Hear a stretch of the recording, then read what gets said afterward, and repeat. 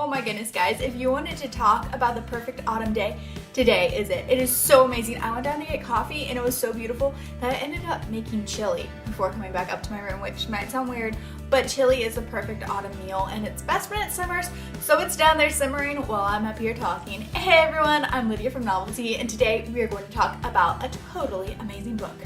So last week I talked about Connie Lynn Cosette's books, and today I am going to focus mainly on her last one, The Shelter of the Most High, which is the second book in the City of Refuge series. Okay guys, let's back up first of all and talk about what the City of Refuge was, or what they were, because back in the Old Testament, I feel like this is not a really talked about part of the Bible, but it's so interesting to me and kind of mind-blowing.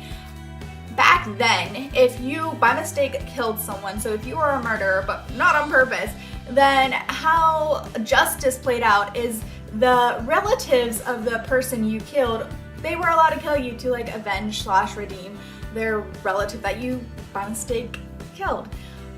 But there was a clause to this matter, and there were these 7 cities, which were the cities of refuge, and if you escaped one of them and got there before the relatives killed you, then you would have a trial, and you'd, like, if they determined that yes, it was by mistake, etc., then you were free to live in the City of Refuge. So it's kind of like house arrest, but a whole city.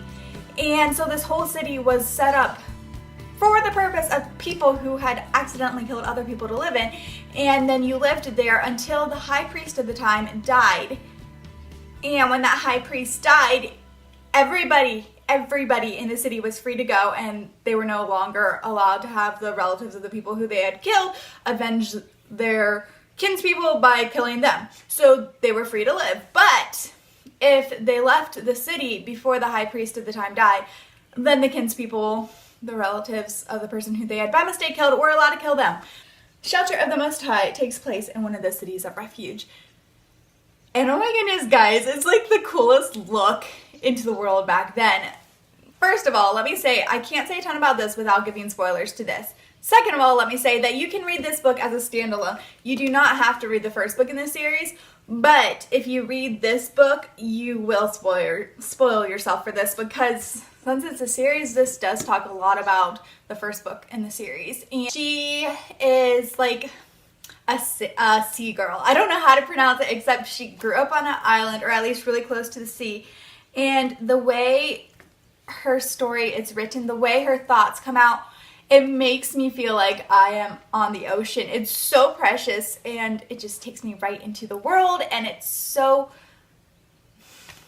I don't know how to, like, the word I wanted to use was whimsical. So her setting is whimsical, and then it's destroyed, and then it's horrifying, and then it's terrifying, and then it's confusion.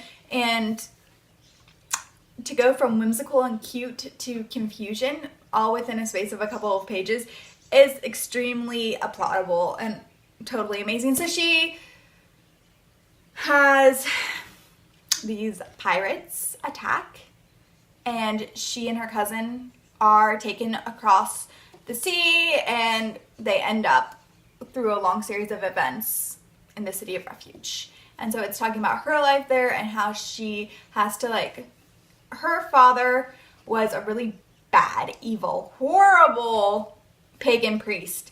And so as she's learning the Hebrew language and figuring out who these people are, and she realizes, oh, this person here is a priest and stuff like that, she's so confused, because she's like, okay, but my father who was a priest was this like horrible human, and now this person, he's nice. And so it's her trying to like compute how Christianity is different, which it's not Christianity back then because it's the Old Testament, but how the Hebrew God is different from the gods that she grew up being terrified of. Guys, the writing in here is so beautiful that I wanted to read you a small little snippet before I close.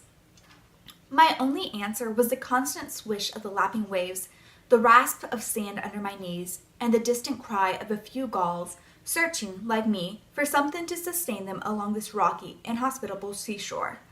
I breathed in the salt air, inhaling it deep, deep into my lungs, as if it could quench my thirst. I grasped the shell necklace that miraculously still hung around my neck, drawing circles with my thumb into its smooth hollows. Y'all, I highly recommend this book, this series, this author, just check her out. It is amazing.